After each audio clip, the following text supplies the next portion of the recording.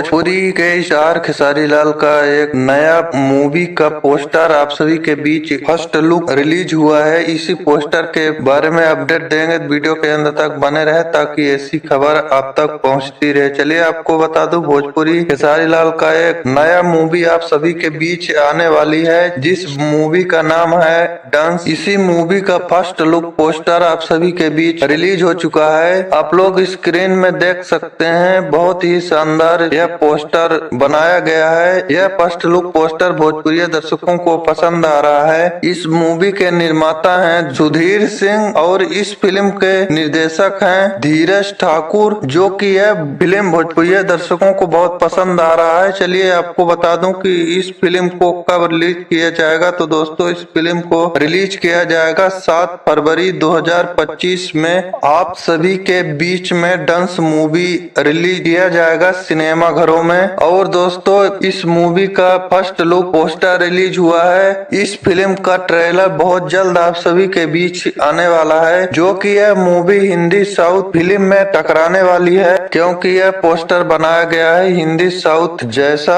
आप लोगों को यह पोस्टर कैसा दिख रहा है? हमको यह दिख रहा है हिंदी साउथ जैसा पोस्टर डांस मूवी का बनाया गया है। आप लोगों को इस मूवी का खबर सुनकर कैसा लगा कमेंट करके जरूर बताएं। धन्यवाद, थैंक यू।